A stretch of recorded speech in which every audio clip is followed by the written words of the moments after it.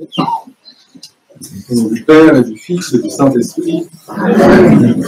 Aujourd'hui, nous entendons la célèbre parabole dite des talents, qu'on a traduit par Théodore, j'y reviendrai, et qui fait partie de ces quelques monuments en fait des paraboles, des évangiles qui ont pénétré en fait le vocabulaire commun et la société. Et à tel point que moi, je me rappelle très bien, quand je suis arrivé en première année à l'université de Troyes, on nous a parlé tout de suite de ce qu'ils appelaient l'effet Matthieu. On a tout de suite compris de quoi il s'agissait. Mais en fait, c'est en référence à cette parabole une sorte d'axiome économique et juridique qui fait qu'à celui qui a beaucoup, on va donner déjà encore plus, et à celui qui n'a rien, on va donner pour le donner à celui qui a plus. Voilà. Comme quoi, il semble que ce soit une certaine norme. Et voilà, donc c'est quelque chose que nous connaissons fort bien, cet enseignement. Pour autant, il est quand même toujours essentiel d'aller creuser toujours plus ce que le Christ a voulu nous dire à travers cette histoire, pourquoi il a utilisé ce symbolisme pour nous faire comprendre son message. Moi, ce que je fais souvent quand je veux essayer de percer un peu ce qu'il y a dans ces paroles saintes, bien sûr, je prie, je me prépare, je médite, mais la plus grande source d'inspiration et de lumière sont toujours nos pères, nos saints-pères, qui ont toujours écrit depuis le tout début pour nous faire part des grâces que l'Esprit leur a fait. Et ils donnent des explications extraordinaires. Et l'avantage, vous voyez, c'est que non seulement ces pères de l'Église, on peut les lire, donc ils illuminent notre intelligence, mais en plus on peut les prier parce qu'ils sont saints. Donc on a quand même 2 fois plus de chances d'arriver à quelque chose, vous voyez, quand on rentre un peu en commerce avec eux. Je vous encourage vraiment à le faire, et tous ces pères, parce qu'il n'y a pas une parole, en fait, soit elle est tirée de l'Évangile, soit elle vient d'eux. Et même si nos prières, c'est Saint Jean Chrysostome, c'est Saint Basile, il y a toujours un saint, Saint Germain de Paris, il y a toujours un saint père qui nous inspire, qui nous fait le legs, le bon héritage de cette sueur spirituelle qu'il a versée pour comprendre la parole de Dieu. Donc voilà, là, en l'occurrence, j'ai trouvé l'inspiration chez Saint-Hilaire de Poitiers, qui est un de nos pères bien-aimés, et qui présente l'explication de cette parabole de la manière suivante, en disant l'homme qui part en voyage et qui avise ses serviteurs, c'est bien sûr Dieu, c'est bien sûr le Christ. Les talents qu'il va donner, c'est-à-dire cet argent qu'il va leur donner, quelque part, c'est effectivement son don, sa grâce, toutes ces choses-là qu'il va leur remettre. Celui qui a 500 ou 5 talents, eh bien, il s'agit de celui qui reçoit déjà le peuple hébreu, qui a reçu les 5 tomes, vous voyez, de la Torah, et il va les faire fructifier. Il va en avoir 10. Il va avoir accueilli la parole et il va l'avoir fait fructifier. Il va avoir été inondé de la grâce et il va avoir porté des fruits en croyant au Christ, en croyant au Messie.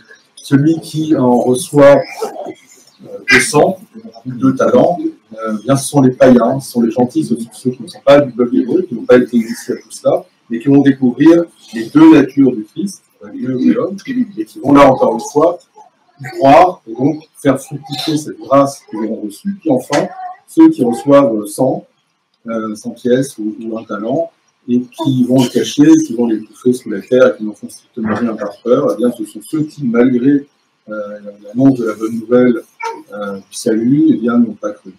N'ont rien fait, ils sont restés inertes par peur ou par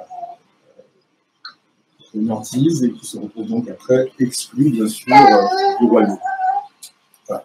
Particulièrement intéressant de considérer les choses comme ça. Et de s'y raccrocher. Alors, quand je vous parle de talent, là on a traduit pour bien comprendre en trésor, un talent à l'époque, c'est une sorte de chose qui fait moins 3 kilos, qui est en argent et qui représente une somme colossale, hein, c'est à peu près 6 000 drachmes. Donc, ça veut dire qu'à l'époque, un salaire moyen, c'était 300 drachmes. Voilà, c'était le jour où le serviteur reçoit du maître une fortune, véritablement. C'est vraiment, comme nous le dit Père Emilianos, pendant cet évangile, il dit finalement, c'est pour nous faire comprendre que Dieu donne vraiment en surabondance. C'est-à-dire qu'il ne donne pas à 3 pièces. C'est vraiment, il donne beaucoup plus qu'on a besoin, donc il est toujours des générosités extrêmes, absolues. Voilà pourquoi ces sommes sont reduites. Il est intéressant de ne pas, justement, il y a beaucoup d'intérêt à cette traduction, pas se laisser abuser par la correspondance entre le mot talent pour désigner cette somme d'argent et ce qu'on pourrait penser comme étant un talent, dans le sens français du terme. Ça n'a rien à voir, et ce ne serait pas totalement faux, parce que de plus en plus de choses viennent de Dieu, donc si je suis bon à faire quelque chose, c'est une grâce qui vient de Dieu. On pourrait se dire qu'une lecture personnelle de l'Évangile, finalement, bon, oui, je reçois de Dieu ce don-là, et un peu tout petit. En fait, non. Là, quand même, la chose est très très précise. Il s'agit effectivement bien d'une somme d'argent. Et l'argent est utilisé à dessein pour nous signifier la grâce. Pas autre chose, hein, la grâce de Dieu.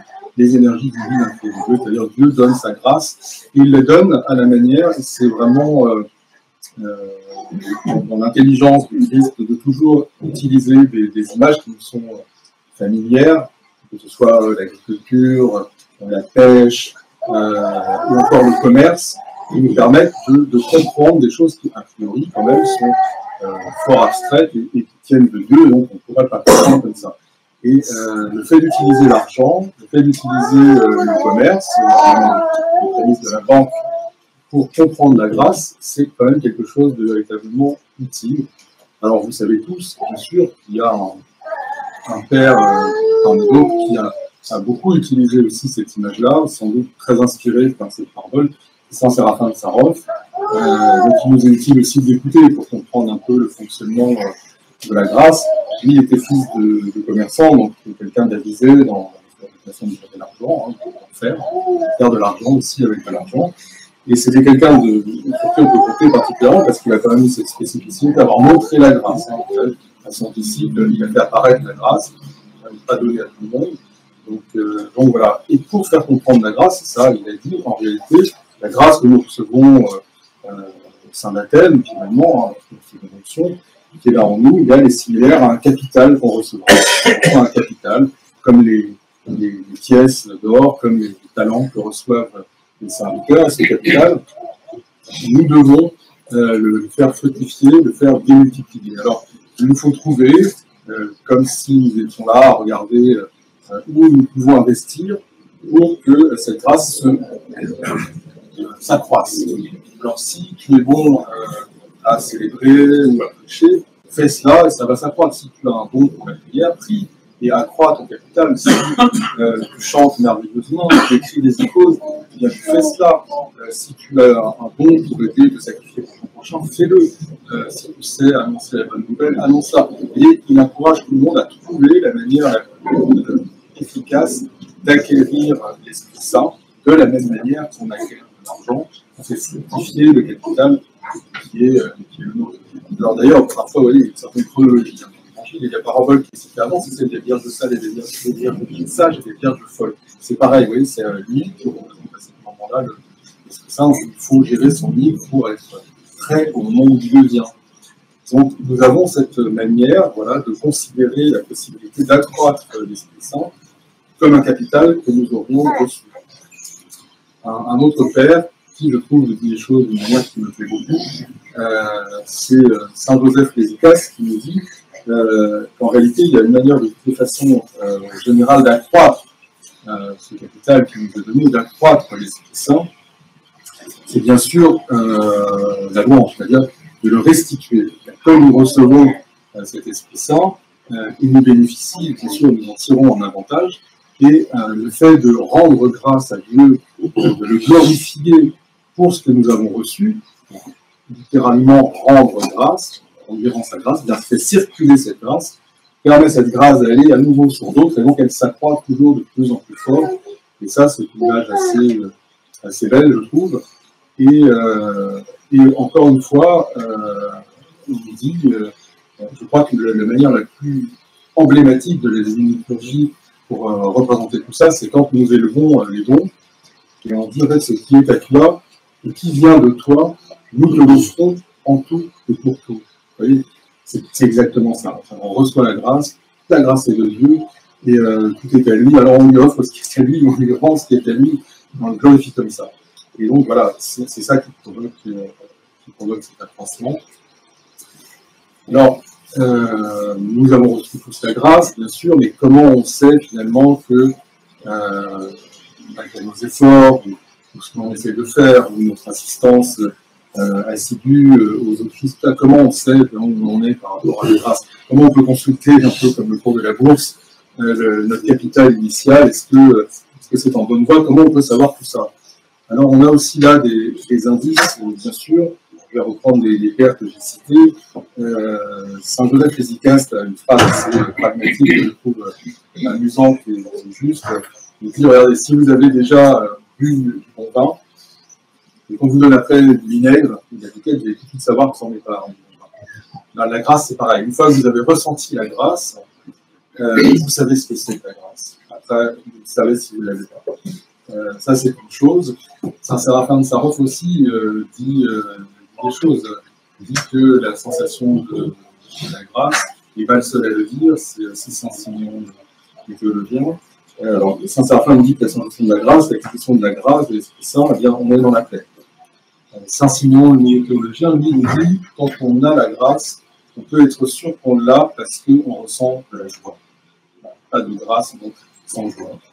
Et un degré peut-être plus difficile à atteindre de l'acquisition de cette grâce, de cette Saint-Esprit, c'est Saint Sylvain de la Touse qui nous dit, voilà, quand on a l'amour pour les ennemis, là on peut être sûr d'être rempli de la grâce et de l'Esprit.